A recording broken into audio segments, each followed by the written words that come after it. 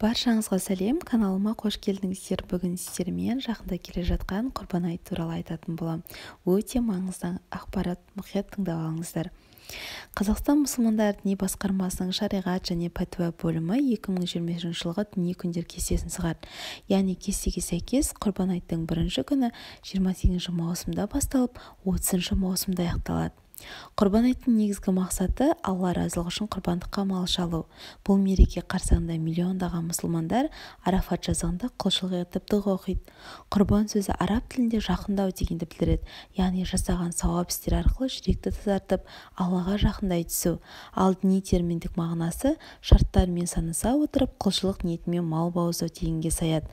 Құрбан айтты құрбандыққа мал шалу Ханафи мазхабында шамасы жеткендерге уәжіп, яғни міндет. Хадис шарифте Құрбан айтқа қатысты былай делінген: адам баласы Құрбан айт күнінде қан ағызудан да сүйікті басқа іспен Алла тағалаға жақындаған емес. Қан ағызылған мал қиямет күні мүйіздері, тұяқтары және жүндерімен келеді.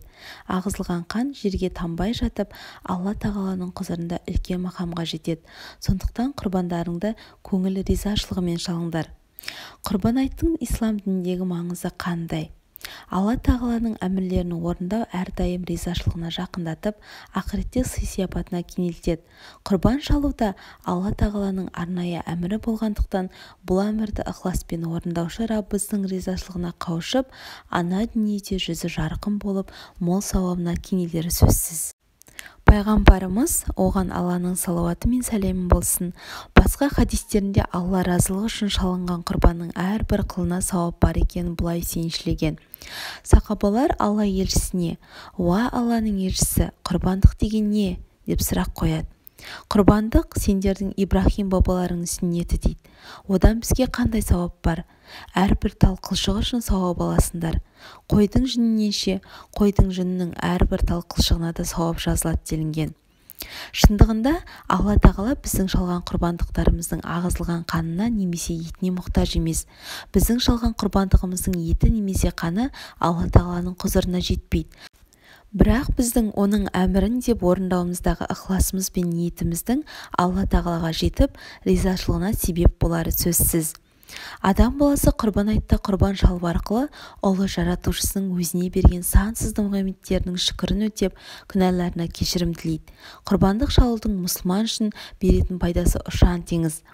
Материалдық дүниенің қыспағында рухани ашыққан адам баласы құрбандыққа мал шалған сәтте көкірек көзі ашылып, ішкі дүниесі байиды. Адам баласының жаратылысында сараңдық, өзімшілдік сынды сипаттар бар.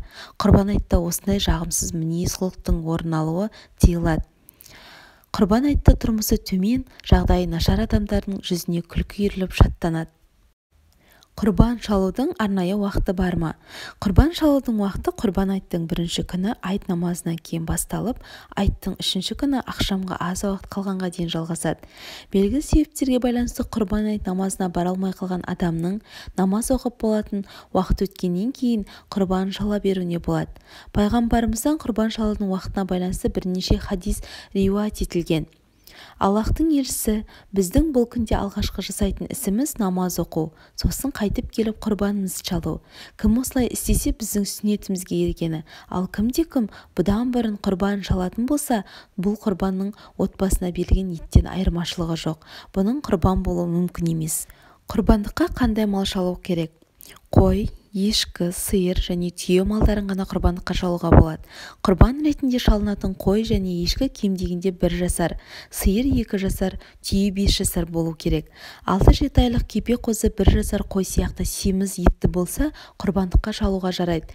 Қой мен ешкінің еркегін, сиырдың ырғасын шалу абзал. Қой немесе ешкіні тек бір адам құрбан ретінде шалылады, ал сиыр немесе түйені, яғни ірі қараны бір кісінің жалғыз өзі үшін шалуына болатын сияқты 7 кісіге арнап ортақ шалуларына болады. Құрбандыққа шалынған малдың етін кімдерге тарату керек? Құрбандыққа шалынған малдың етін 3 бөлікке бөліп тарату мұстахаб болып саналады. Bir бөлігі туған туыс пен көрші-қолаңға таратылады. Ол адамдар бай болса да, құрбан малының еті таратыла береді. Ал екінші бөлігі кедей және мұқтаж адамдарға, үшінші бөлігі өз отбасына, бала-шағасына беріледі. Бүгін сіздерге дайындаған ақпаратым тамам.